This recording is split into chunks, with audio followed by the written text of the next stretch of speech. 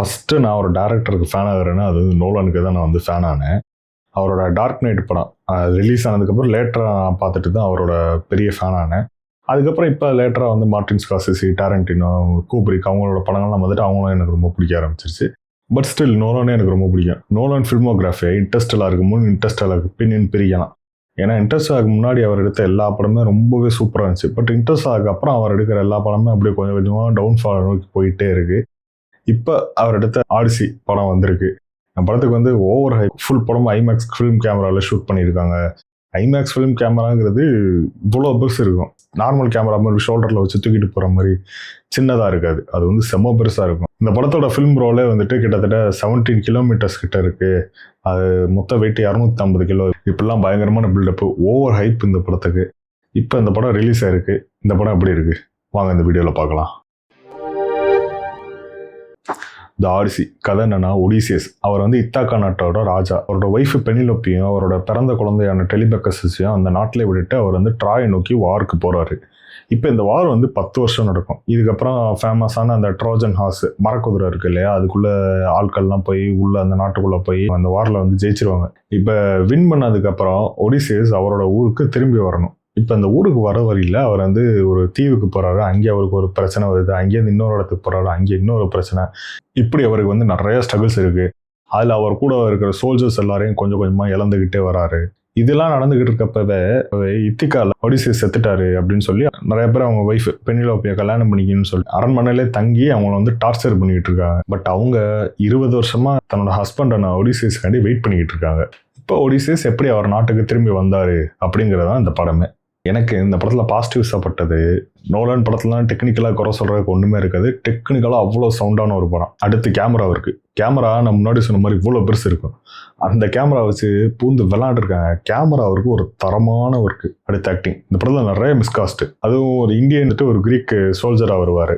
இதெல்லாம் வந்துட்டு ஏற்றுக்கிற மாதிரி இல்லைனாலுமே அவங்களோட ஆக்டிங் வந்து இந்த மிஸ்காஸ்ட்டை வந்து காப்பாற்றிடுது. அப்புறம் மேட் டேமன் சிங்கிளாலாம் இந்த படத்தை வந்து கேரி பண்ணிட்டு போயிட்டு இருக்காரு. அவரோட ஆக்டிங் பற்றிலாம் சொல்கிறதுக்கு வார்த்தையே இல்லை. செம்ம பர்ஃபார்மன்ஸு. மனுஷன் அந்த கேரக்டராகவே வாழ்ந்துருக்காரு. அப்புறம் ப்ராக்டிக்கல் எஃபெக்ட்ஸ். மோஸ்ட்லி சிஜி வந்து கம்மி பண்ணி இருக்குது. ஆனால் வந்து கம்மியாக தான் யூஸ் பண்ணியிருக்காங்க. நிறையா விஷயத்த வந்து ப்ராக்டிக்கலாகவே பண்ணியிருக்காங்க. இது வந்து நெகட்டிவ்ஸ்லேயும் இருக்குது, பாசிட்டிவ்ஸ்லேயும் இருக்குது. இப்போ இந்த ப்ராக்டிக்கலாக யூஸ் பண்ணனால எனக்கு என்ன ஆகுதுன்னா, ஈஸியாக என்னால் கனெக்ட் ஆக முடியுது படத்தோட. அன்கேனி வேலின்னு சொல்லிட்டு ஒன்று இருக்குது. அது வந்து நம்ம என்ன தான் இந்த சிஜியில் வந்து பயங்கர பக்காவாக ஒரு கேரக்டரை யூஸ் பண்ணாலும் அந்த அன்கேனி வேலினால நமக்கு என்ன தோணுன்னா, ஓரத்தில் சின்னதாக ஒரு தாட் ஒன்று இருக்கும்.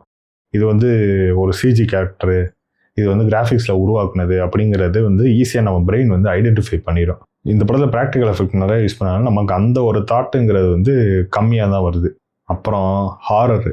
இந்த படத்தில் அந்த சைக்கிளாப்ஸ் ஒத்தக்கண்ண அரக்கேமரா சீன் ஆகட்டும், அப்புறம் ஒரு விச்சோட வீட்டில் வர பாடி ஹாரர் சீன் ஒன்று நடக்கும். மிரட்டிட்டார் நோலன். லிட்டரலாக மிரட்டிட்டார் அந்த சீன்லாம். நோலன் வந்து ஒரு இன்டர்வியூவில் வந்து சொல்லியிருந்தார், எனக்கு வந்து ஹாரர் படம் எடுக்கணும்னு ஆசை இருக்குது அப்படிங்கிற மாதிரி சொல்லியிருந்தார். ஹோப் அது சீக்கிரமே நடக்கும்னு நினைக்கிறேன். அதுக்கான ஒரு ட்ரெயிலர் தான் இந்த படத்தில் லைட்டாக காட்டியிருக்காரு. இப்போ நெகட்டிவ்ஸ்னு பார்த்தா நான் அந்த ப்ராக்டிக்கல் எஃபெக்ட்ஸ் வந்து நெகட்டிவ்ஸ்லேயும் வருதுன்னு சொன்னேன் இல்லையா, ப்ராக்டிக்கல் எஃபெக்ட்ஸ் வரல.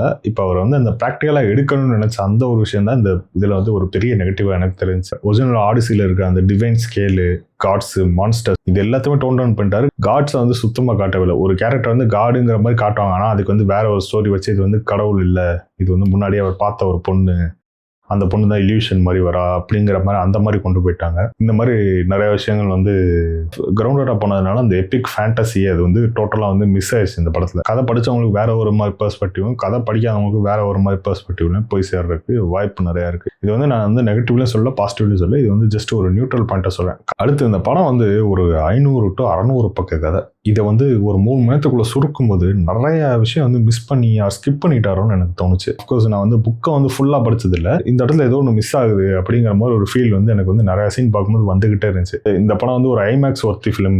இந்த படத்தை வந்து நீங்கள் வந்து நோலன் எடுத்த அந்த பிரம்மாண்டத்தை ஃபீல் பண்ணோன்னா நீங்கள் வந்து ஐமேக்ஸில் தான் பார்க்கணும் அப்படிலாம் நிறையா சொல்லிக்கிட்டு இருந்தாங்க. இந்த படத்தில் பிரம்மாண்டமே ரொம்ப ரொம்ப கம்மியாக தான் இருக்குது. அதனால் அந்த பிரம்மாண்டத்தை நீங்கள் எப்படி பயங்கரமாக எக்ஸ்பீரியன்ஸ் பண்ணணும்னு சொல்லி ஐமேக்ஸில் தான் பார்க்கணும் அப்படிங்கிற மாதிரி எந்த ஒரு அவசியமும் இல்லை. எந்த ஒரு நல்ல தேட்டரில் பார்த்தாலுமே உங்களுக்கு வந்து அந்த எக்ஸ்பீரியன்ஸ் வந்து கிடைக்கும். நான் பிக் ஸ்க்ரீனில் பார்த்தேன். அந்த பிரம்மாண்டமான சீன்ஸ்லாம் வந்து கம்மியாக தான் இருக்குது, ஆனால் நல்லா இருந்துச்சு. அடுத்து வந்து நிறைய கான்வர்சேஷன் இந்த படத்தில். அந்த கான்வர்சேஷன் வந்து கொஞ்சம் இன்ட்ரெஸ்டிங்காக இருந்துச்சு. நான் வந்து ரொம்பவே சூப்பராக இருந்துச்சு அப்போல்லாம் சொல்ல மாட்டேன். இப்போ த டார்க் நைட் ஒரு சூப்பர் ஹீரோ படம், ஆனால் அதில் வந்து நிறைய கான்வர்சேஷன்ஸ் இருக்கும். ஆனால் அந்த கான்வர்சேஷன் எல்லாமே வந்து இன்ட்ரெஸ்டிங்காக இருக்கும், இன்டென்ஸாக இருக்கும். அதே மாதிரி தான் இன்டர்ஸ்டெல்லர்லையும் அதுலேயும் நிறைய கான்வர்சேஷன்ஸ் தான் இருக்கும். ஆனால் அது எல்லாமே இன்ட்ரெஸ்டிங்காக இருக்கும், ஒரு எமோஷனல் இருக்கும் அந்த இதில்.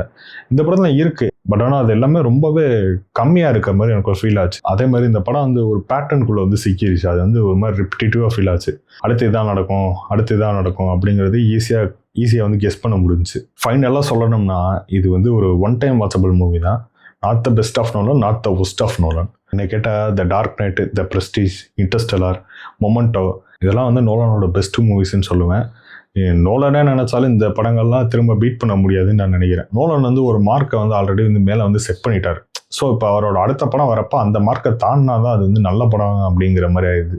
இப்போ அவர் செட் பண்ண அந்த மார்க்லேருந்து கொஞ்சம் சுமாரான படம் வந்தாலே வந்து நமக்கு வந்து டிசப்பாயின்மெண்ட் ஆகுது. I miss that classic Nolan. எனக்கு இந்த படம் வந்து ஒரு ஆவரேஜான ஒரு படமாக தான் இருந்துச்சு.